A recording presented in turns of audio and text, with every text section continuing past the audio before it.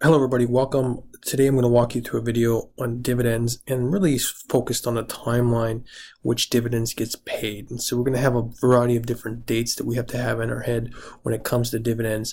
And this is going to be referred to as the announcement date, the record date, the ex-dividend date, the come dividend date, and then finally the payment date of the dividend. So we're going to walk you through some of those. They're very important features to know, and a lot of different features that you may see on various different tests, whether it's a CSC or the CFA or some other different tests that you may see down your journey in financial services.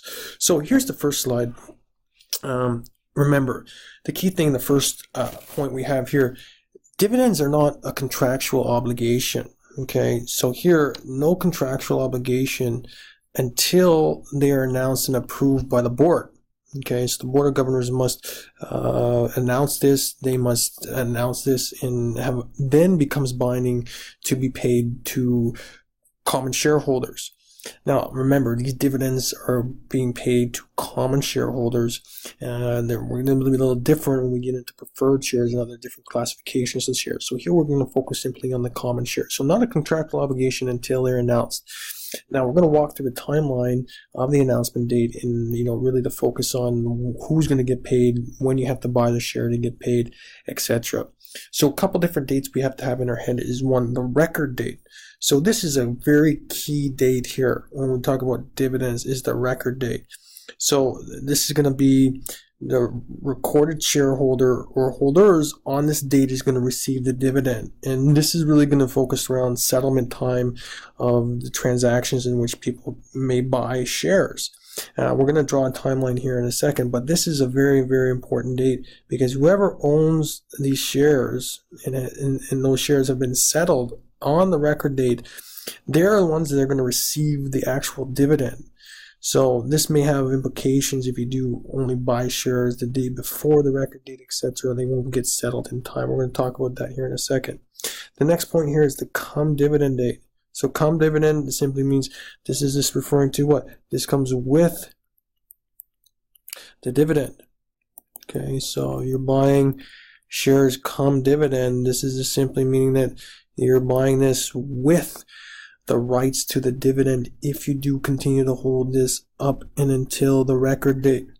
So if you buy these shares, you will receive the dividends, and this is up to 2 days before the record date. So 2 days before, and this is really going to be focused around settlement time. And so for equities, remember, here in Canada, on terms of equities, starting in September 2017, September, the first week in September, settlement time for equities have gone to T+2. Okay, it used to be T+3. Okay, so this has changed some of the come dividend, ex-dividend dates. Now we're going to be working off T+2 beginning the first week in September 2017. The ex-dividend date, okay, so this simply means this is not going to be, you're buying this without the right to the dividend. So this is without the right to the dividend. Okay, so if we buy this, we know that when we bought this during the ex-dividend period, we're not going to receive the dividend that's going to be associated in the next payment period, usually the next quarter payment period. And this is the first business date before the record date.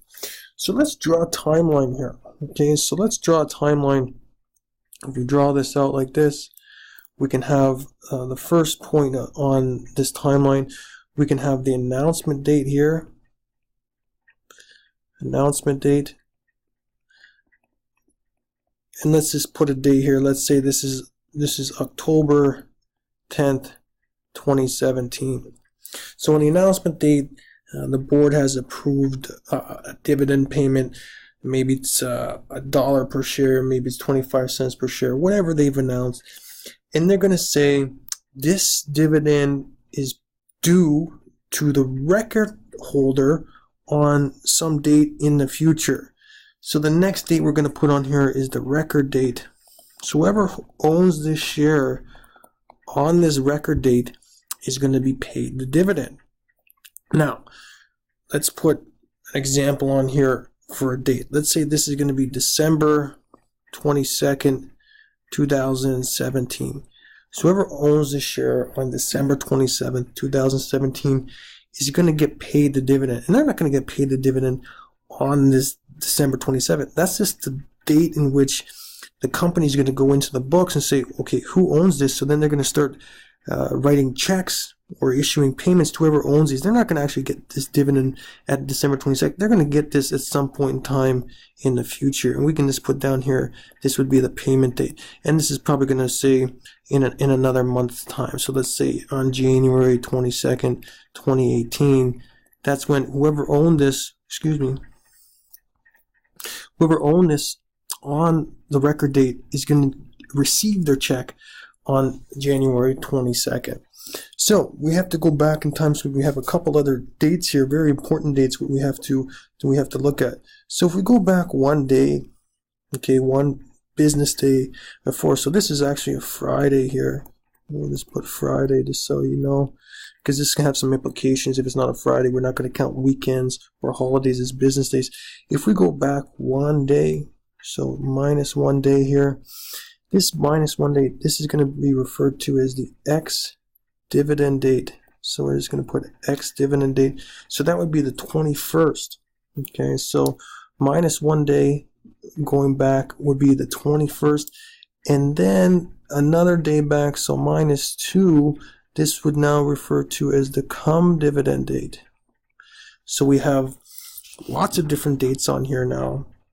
We have the record date, we have the ex-dividend date, we have the come dividend date. So one period back, okay, one period back is the ex-dividend, 2 business days back is the come dividend date, and here is the all-important record date here. Now, what does this mean in English? This means in English that if you buy shares of, let's just call this ABC Corp, okay, ABC Corp, this is ABC Corp. If you buy shares of ABC Corp on or before the come dividend date, which would be 2 days before, so here, if this was Friday, this would be Thursday here, this would be Wednesday, okay, in terms of the come dividend date. If you buy ABC Corp on or before Wednesday, you're buying this, what's referred to as come dividend, which means this is going to be received with the dividend. Why is that the case? Well, that's the case because in our settlement period, T plus 2, it's going to take 2 days for this transaction to settle. So if we buy this, let's say on Wednesday, it's going to take 1-2 days. It'll be settled at the end of the day, Friday, right? So this is 1-2 days. It'll be settled.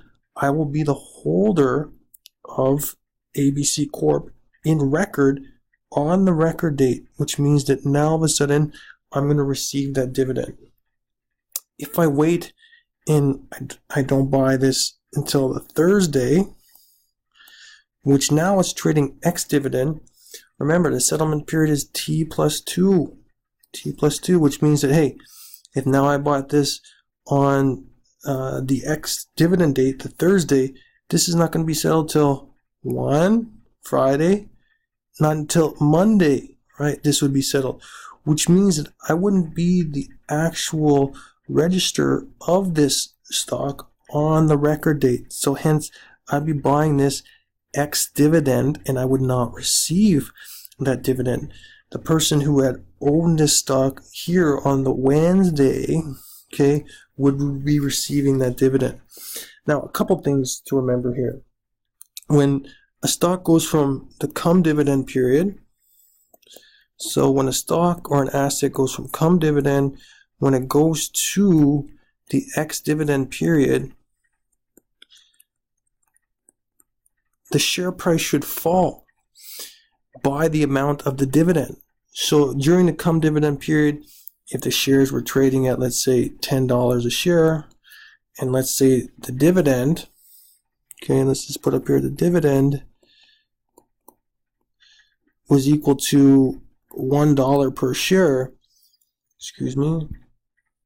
dividend is equal to $1 per share, when the stock goes from cum dividend to the ex-dividend, the share price should theoretically drop by the amount of the dividend. Because again, remember, now all of a sudden we're not going to receive that dividend if we're buying it in the ex-dividend period. So just a quick recap here of some different components that we should have in our mind. We have the announcement date. This is the date that the company is announcing that they're going to pay a dividend. And remember, this isn't a contractual obligation until it was announced. So now all of a sudden when they announce this, that they're going to pay the shareholder of record on the record date some dividend, let's say of $1 per share, whoever owns this share on the record date is going to receive this dividend of $1 per share. Now, we have to go back in time here. We have the cum dividend period and the ex-dividend period. Now, settlement time in Canada for equities is now changed to T+2. So the cum dividend period is now 2 business days before the record date. So I would have to, if I buy this on or before Wednesday, we would refer to this stock as equity trading cum dividend, which means I'm going to receive that dividend if I buy this on or before Wednesday. If I buy this only 1 business day before, my settlement of this transaction is not going to happen until 2 business days later. It will not be settled until the Monday in this example here, which means that the record date and the register of the stock on the record date is not going to be me. It's still going to be paid to the person who had owned the stock on the Wednesday. Remember, the record date isn't the date that you're going to get paid for this. This is going to come some point in time in the future. So I hope that kind of helps you in terms of some timeline examples of cum dividend date, ex-dividend date, record date, payment date, announcement date. And it all kind of works back to the settlement period of the asset. So I hope that helps. If you have any questions, comments, you can leave them in the comment box below. And if you like the video, I always like thumbs up on my videos. Thank you.